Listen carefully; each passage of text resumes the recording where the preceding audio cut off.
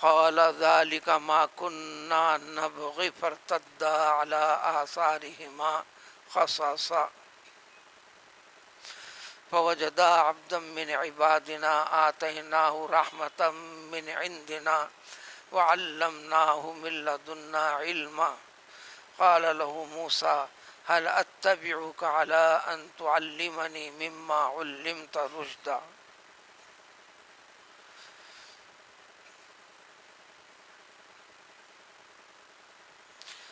پیغمبر موسیٰ علیہ السلام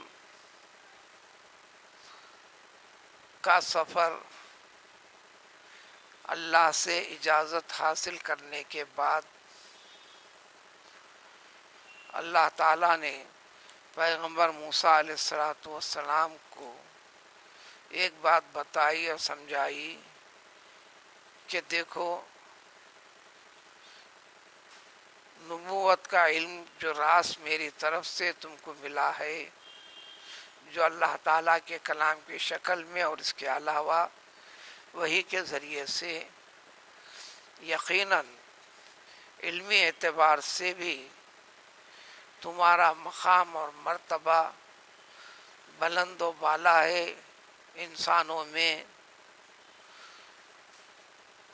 ساتھ ہی ساتھ نبوت کے بھی اعلیٰ مقام مرتبے کے اوپر ہم نے فائز کیا ہے، راست ہم نے آپ سے کلام کیا ہے، یہ خاص فضیلت اور خصوصیت تمام انبیاء کے مقابلے میں ہم نے آپ کو عطا کر رکھی ہے۔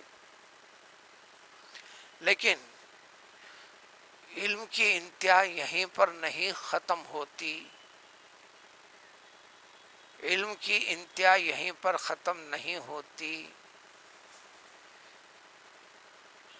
اس کے سوا بھی علم و معرفت کی بڑی منزلیں ہیں۔ جتنا چاہا، جو ہمارا مقصد ہے، جو مطلب ہے، وہ سب کچھ ہم آپ کو بتا دیے ہیں۔ اس بنیاد کے اوپر یہ دعویٰ کیے جانے والی چیز نہیں کہ اس کے آگے علم نہیں ہے۔ اس قسم کا دعویٰ یہ شایان شان نہیں ہے، حسن ادب کے خلاف ہے۔ اس بات کے تحت پر اللہ تعالیٰ نے فرما دیا کہ ہم تم کو یقین والی کیفیت کے لیے جب حضرت موسیٰ نے درخواست کی تو ہم ایک بندے سے ملا دیتے ہیں، ایسے کئی بندے ہیں اللہ کے پاس۔ عملی طور پر تم اس کا مشاہدہ کر لو، وہ چیزیں جو تمہارے علم کے سوا ہیں اس کی جھلکیاں تمہیں پتہ چل جائیں گی۔ واقعے کی ابتدا ہو چکی تھی، کسی قدر تفصیل بیان کی جا چکی ہے۔ اس منزل تک پہنچ گئے پیغمبر موسیٰ علیہ السلام، جو اللہ تعالیٰ نے مجمع البحرین کا مقام کا عطا پتہ دیا تھا۔ دو سمندر جو آپس میں ملتے ہیں، اس مقام کی نشاندہی کی گئی تھی۔ روایتوں کی وضاحت کے مطابق بحر روم اور بحر فارس کے ملنے کا مقام تھا۔ وہاں پر کچھ آرام کیے تھے، ایک شکل ہوئی تھی جو آپ کے زاد راہ میں یعنی ٹفن میں جو علامت کے طور پر خود اللہ تعالیٰ نے اس قسم کا ٹفن تیار کر کے نکلنے کا حکم دیا تھا، وجوہات بتائی تھی۔ وہاں پر وہ مچھلی آپ کی خادم جو یوشا کا نام بتایا گیا، ان کی جھولی سے نکل کر زندہ ہو کر پانی میں چھلانگ لگائی۔ پانی میں جاتے غائب ہونا تھا، ایسا ہوا نہیں، ایک سرنگ نما ایک کیفیت بنی، ایک تاخچے کے جیسی شکل بنی، مچھلی اطمینان سے گئی، اس مقام پر یہ ہو گئی۔ یہ اللہ تعالیٰ کی طرف سے ان کے لیے معجزہ تھا تاکہ یقین ہو جائے اسی مقام کے اوپر یہ ہے۔ چنانچہ اس کے بعد جب موسیٰ علیہ السلام نے کچھ تھکان کے بعد زاد راہ میں سے بھوک مٹانے کے لیے اپنے خادم سے کہا تو انہیں جب یاد آیا جبکہ اس منزل کو پار کر چکے تھے، کافی دور پہنچ چکے تھے، تو موسیٰ علیہ السلام نے فرمایا سننے کے بعد، اجی یہی تو وہ منزل ہے جس کا ارادے سے ہم نکل پڑے تھے، لہذا الٹے پاؤں پلٹے چلتے گئے اس مقام تک پہنچے۔ تو اب تفصیل آج کی اس آیت سے یہ ہے، ہم ان دونوں نے پیغمبر موسیٰ علیہ السلام اور آپ کے ساتھ جو خادم ہیں، جو شاید نام تفاسیر کی وضاحت کے مطابق حضرت یوشع علیہ السلام ہیں، جنہیں موسیٰ علیہ السلام کے بعد پیغمبری کی ذمہ داری اللہ تعالیٰ نے آپ کے حوالے کی تھی، یہ بھی بات کو پیغمبر بنے، لیکن یہ بات واقعی کے وقت پر یہ پیغمبر نہیں ہیں، اس وقت پیغمبر موسیٰ علیہ السلام ہیں، یہ ان کے خادم ہیں۔ وہاں پر فرمایا کہ فوجدا، ان دونوں نے ہمارے بندوں میں سے ایک بندے کو پا لیا، انتہائی نیک، انسانی تقاضوں سے پورا جڑا ہوا ہے، نیک صالح انسانوں کو اللہ تعالیٰ سب سے بڑا لقب یہی دیتے ہیں، یہ ہمارا بندہ ہے، یہ ہمارا بندہ ہے، عبد من عبادنا، جو بھی ایمان اس کا کمال اس میں پیدا ہو جائے، اس کی زندگی سے راضی ہو جائیں، تو اللہ تعالیٰ ان بندوں سے خطاب کرتے ہیں، یا عبدی یا عبادی۔ جن لوگوں کی بھی مغفرت فرما رکھے ہیں، فرماتے ہیں، اس کے تفاصیل احادیث میں کثرت کے ساتھ ملیں گے۔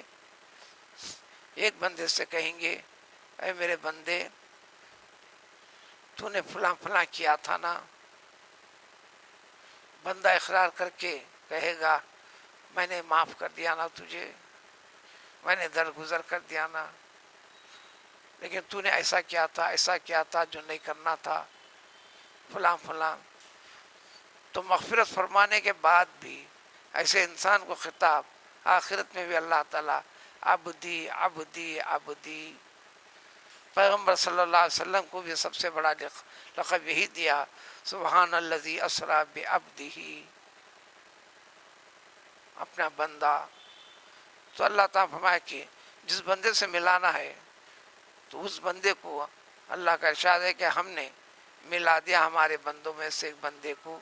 یہاں ترجمہ ہے، ان دونوں نے ہمارے بندوں میں سے نیک صالح، سارے معرفت سے آگاہ واقف کار، جس کو ہم نے واقف کروایا تھا، علم عطا کیا تھا، اس بندے سے ان دونوں کی ملاقات ہو گئی۔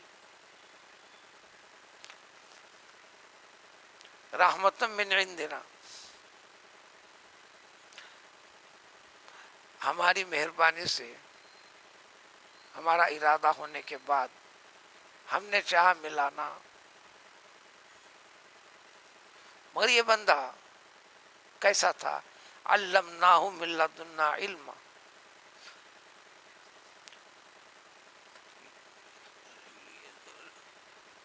لدنا سے ہی اردو اصطلاح میں سنیں گے علم لدنی،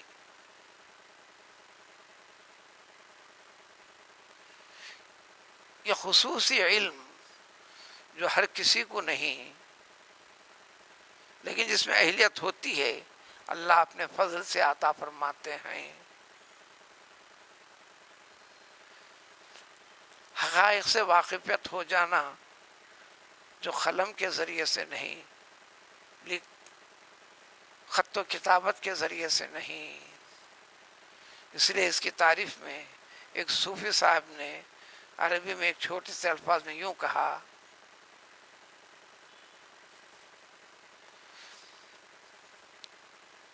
علمنا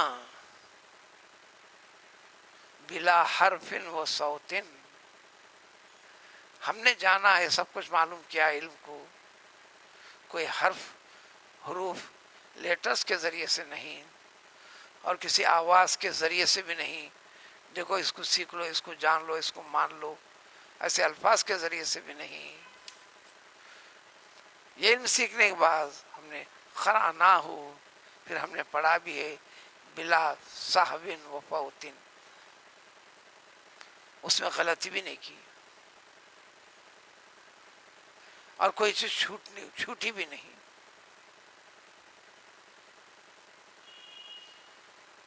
دل میں القاء کر دیتے ہیں اللہ تعالی.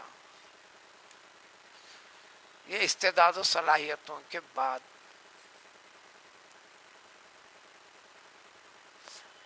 انبیاء کرام علیہ الصلوۃ والسلام کو خاص طور پر اس سے آراستہ کرتے ہیں. نبوت اور اس کے تقاضوں کی ساری تکمیل کے ساتھ ساتھ اس کی ہر چیز کے اوپر قائم اور پابند رہتے ہیں. اس لیے مرتبے میں نبی ہونے کے بڑے ہوتے ہیں.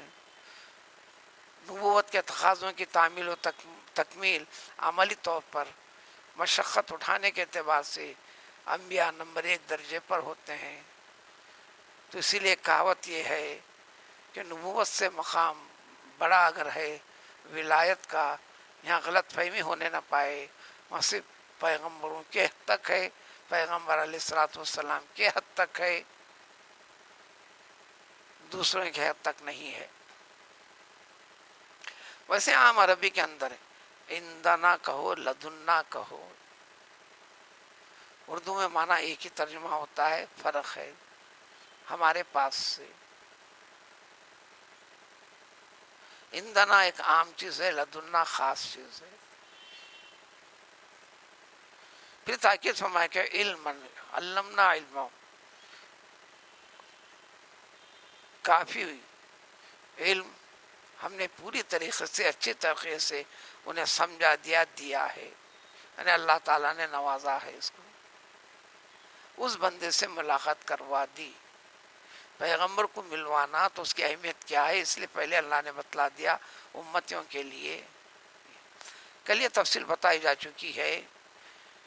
جو اللہ تعالیٰ کا نیک اور صالح بندہ ہوتا ہے اور جن کے پاس علوم ہوتے ہیں اللہ کی معرفت کے، حقائق کے اور اللہ کی نیکی کے ساتھ جڑے ہوئے بندے، چاہے دور دراز کا سفر ہوتا کیوں نہیں ہے، سفر کرنا یہ ایمان کا حصہ ہے.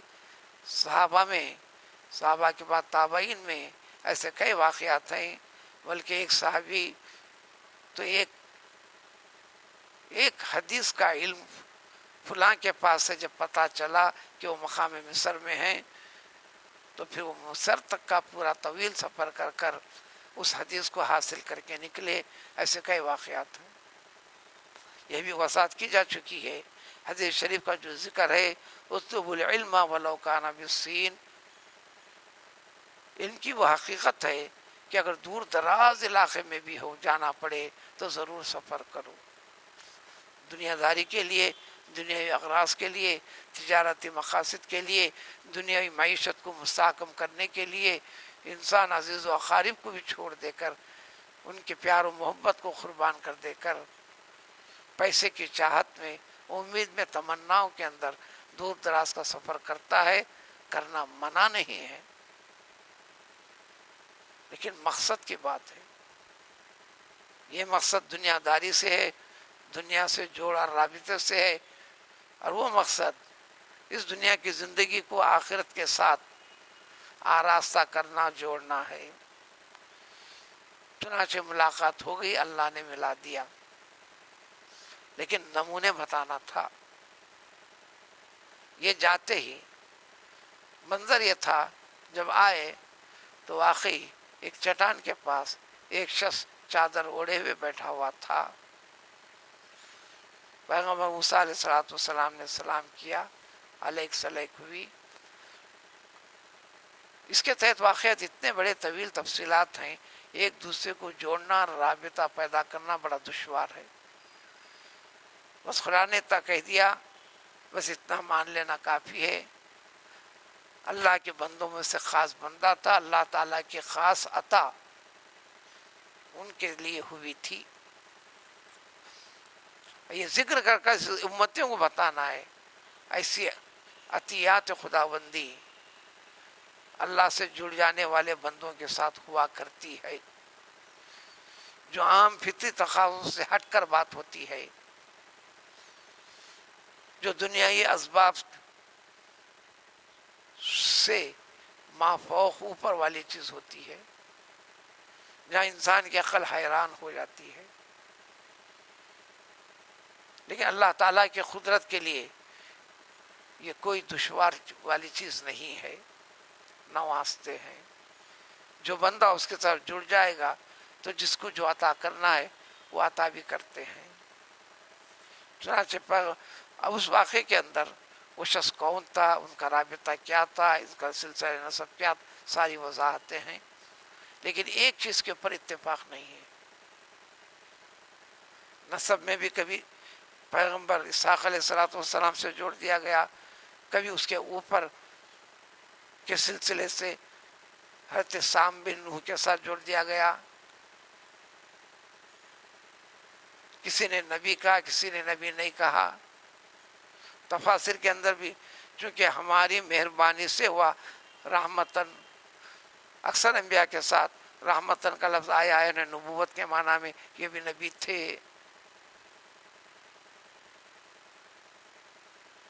اتنی بات قطعی ہے کہ اللہ کے ولی تھے، قریبی تھے، اللہ کی خاص عطا تھی، اس میں کوئی دو رائے نہیں۔ نبی کے ہونے کا واضح طور پر ثبوت نہیں۔ اللہ تعالیٰ نے ان کی شناخت اور معرفت پہچان اس امت کے افراد کو بتلائی، ہمارے بندوں میں سے ایک بندہ تھا بس۔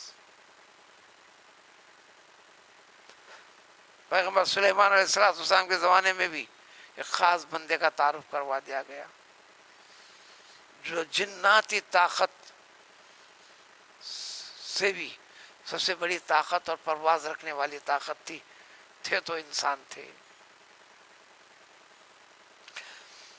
موسیٰ علیہ السلام نے ملاقات کے بعد فرمایا کہ آپ کی اجازت ہے مجھے کہ میں آپ کے ساتھ ساتھ رہ جاؤں، صرف ایک ہی غرض کی تعمیل و تکمیل کے لیے کہ آپ کو جو چیزیں تعلیم دی گئی ہیں، سکھلا دیا گیا ہے، رشد و ہدایت کی چیزیں، معرفت اور حقیقت کی چیزیں، معرفت خداوندی اس سلسلے والی چیزیں، کہ آپ مجھے بھی کچھ سکھلائیں گے، بتلائیں گے۔ شاگردانہ حیثیت لے کر میں آپ کے روبرو حاضر ہوا ہوں۔ آپ کی تعریف اور آپ کی بزرگی کو اللہ تبارک تعالیٰ نے ذکر فرمایا ہے۔ میں نے درخواست کی تھی تو اللہ تعالیٰ نے اجازت دی، عطا پتہ دیا، سفر طے کرنے کے طریقے بھی بتائے، مخصوص قسم کا ٹفن تیار کر کے نکلنے کے لیے بھی تاکید کی۔ ان تمام مراحل کے بعد آپ تک پہنچا ہوں، آپ کی اجازت ہو صرف اسی غرض کے لیے۔ تو اس بندے صالح نے کہا، جو خضر ہیں، عام اردو طبقہ خضر کہتا ہے، کہہ لیجئے، یہ جہاں بیٹھتے تھے اس کے بعد اڑ جاتے تو پھر خشک زمین سر سبز و شاداب ہو جاتی، اسی سے یہ لقب ہے۔ ان کے نام کے بارے میں تو ہے، کنیت ابو العباس تھی، بلیا نام تھا، عربی نام نہیں ہے، بلیا نام تھا۔ واقعے کے اندر اتنی حقیقت ملتی ہے، شاہی خاندان سے تعلق تھا، اپنے زمانے کے ایک بادشاہ کے فرزند تھے، بچپن سے ہی للہیت ان کے اندر تھی۔ آپ کی صلاحیت کو دیکھ کر اس بادشاہ نے، ان کے والد نے ساری ذمہ داریاں کم عمری میں ایک دم حوالے کر دی، بھی ساری چیزوں کو چھوڑ کر نکل پڑے للہیت کے اندر۔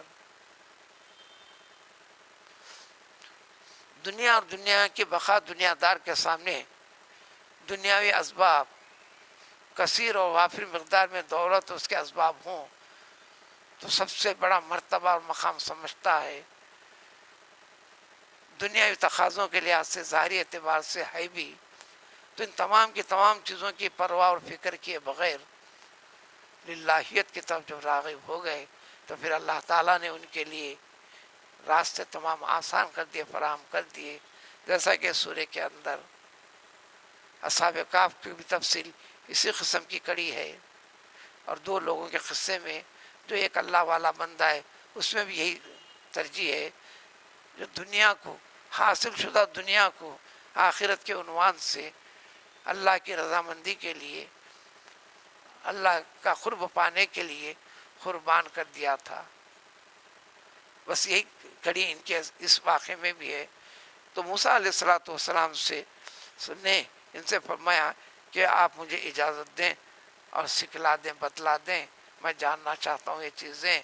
تو انہوں نے جواب میں فرمایا میرے ساتھ جو چیزیں دیکھو گے پاؤ گے تو تم چونکہ نبی ہو، احکام نبوت ہیں، تعلیمات نبوی ہیں، ان کے اندر سارے انسان کو ہدایت و رہنمائی کے طریقے اسباب بتانا ہے۔ زندگی ایک دوسری کڑی سے جڑی ہوئی رہتی ہے، معاملات ایک دوسری کڑی سے جڑے ہوئے رہتے ہیں۔ مجھے اللہ تعالیٰ نے جو چیزیں بتائیں ان کڑیوں سے جڑی ہوئی نہیں، راست رابطے خدا بندی کے ساتھ۔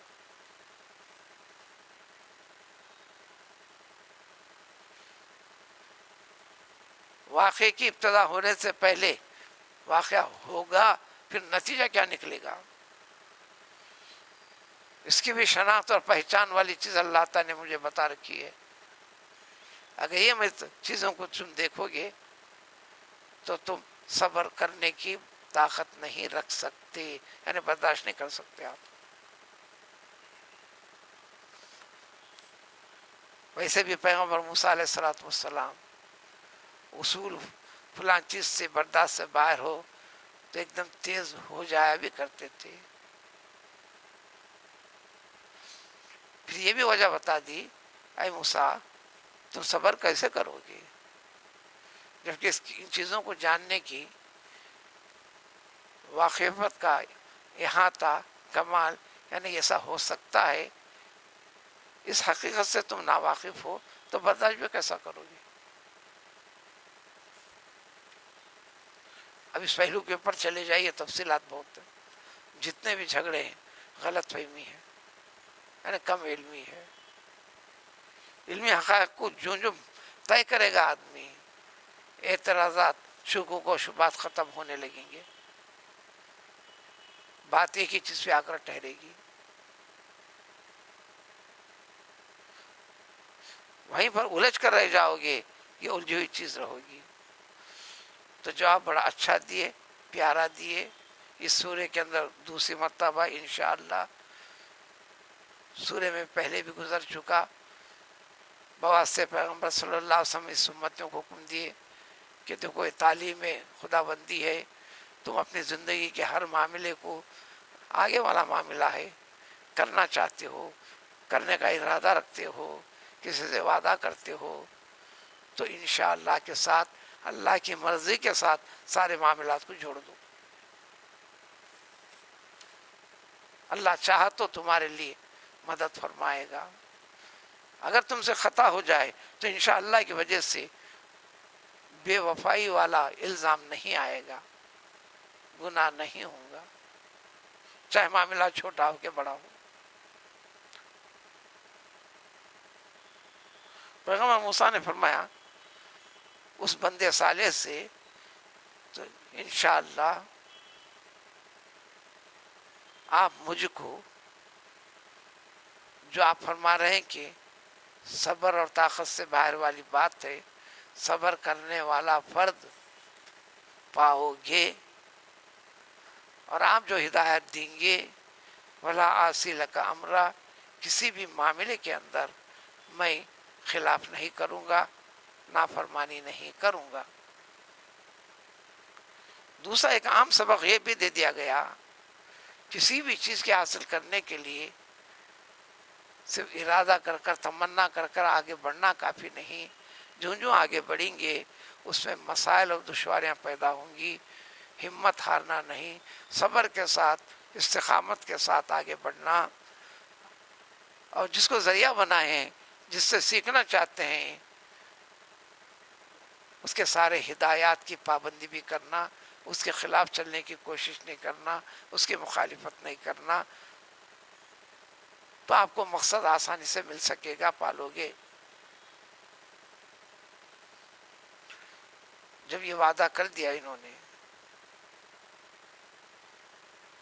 یہ نبوت سے تقاضے والی چیزیں ہیں، ایسا ہی کرنا ہے۔